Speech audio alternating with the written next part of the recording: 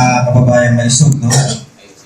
Siguro po nagtataka kayo kung ano ginagawa natin ngayong araw. Pero kahit pa paano, meron na po kayong idea na ito po ay isang pagpupulong ng mga leader, no? Na medyo hindi po natin blinded tayo kung ano po yung nangyayari ngayon sa ating bansa. Pero ganun pa man, kahit po ito ay hindi po na-cover ng social media, ay ng mainstream media, no, kailangan po nating malaman ang mga bagay-bagay na nangyayari ngayon sa ating lipunan na may kinalaman nga po sa transparency, accountability, peace and security.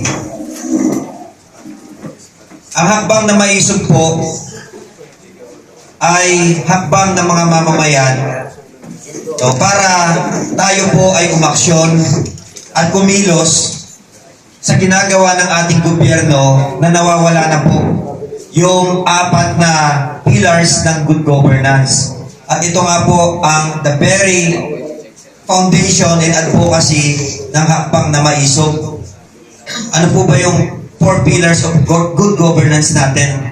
Ito po yung transparency, accountability, peace and security na mukhang ang ating present administration ay hindi po nila nasusunod ang mga ito.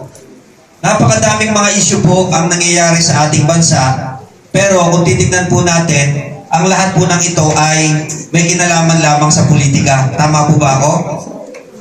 Yung mga napapanood po natin sa telebisyon, yung mga budget hearings, pagkakaroon ng Quadcom Committee, no, pag-aresto po kay Apollo Kibuloy, yung ginawa sa Davao at kung ano-ano pa, ito po ay may mga kinalaman sa mga pang-aabuso ng ating gobyerno. Samantalang, sa kabila po nun, yung 4 na pillars ng good governance ay mukhang nalilimutan po ng kasalukuyang administrasyon. At isa-isahin po natin, transparency. Ano po ang sigaw ng taong bayan ng mayoryang Pilipino na nagluklok sa kanila sa pwesto, particularly ang ating presidenteng bangag? Yan po, ang kanyang pagiging bangag ay isang betrayal of public trust. Malinaw na malinaw po yan. At kaya nga po meron tayong bisita ngayon na nandito sa ating harapan.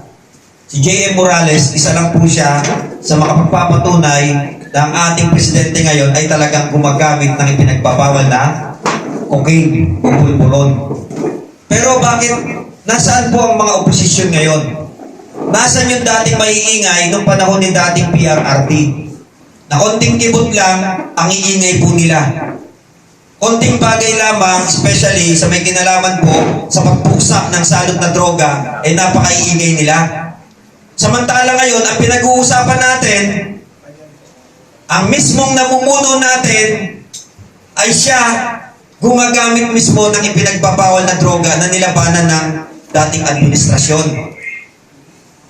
No, nananawagan po ang sambayan ng Pilipino, mayorya, transparency, magpa-hair follicle test ka. Pero hindi ho niya ginagawa yon. Bakit ho? Hindi na ho natin kailangan maging profesor. Hindi na natin kailangan maging magaling na abogado o ano pa man. No? Alam naman po natin na pag ang isang bagay na pinananawagan ng taong bayan, lalo ikaw po ay lingkod bayan, at ito ay iyong pilit na iniiwasan at dinadivert po ang mga issues, ipagpapalagay natin na maaaring may katotohanan nga. At sa paghahanap po natin ng mga katotohanan na yon, lantad na po ang mga living evidence, mga testimonya, mga tao magpapatunay na ang presidente ho natin ay gumagamit ng ipinagbabawal na droga. Alam niyo mga kababayang maisog, napakahirap po, no? Kung ang presidente natin ay bangag, gumagamit ng droga. Bakit ho? Ang epekto po ng droga ay merong matinding impact yan sa tinatawag na critical minds. Lalo kung ikaw ay ang siyang pangunahing namumuno sa isang bansa, napakadelikado niyan dahil ang tao na gumagamit ng droga ay meron pong mga delusional. Meron pong mga hallucinations na nangyayari sa utak niya. Bibigyan ko po kayo ng katibayan. Hindi po kami taga-KOJC at palagi po namin sinasabi na it is not Pastor Apollo Kibuloy. We are talking literally here. Yung may hakbang ng maisog. Pero ang pinag-uusapan po natin dito, mga kababayan maisog, yung mga pang-aabusong ginagawa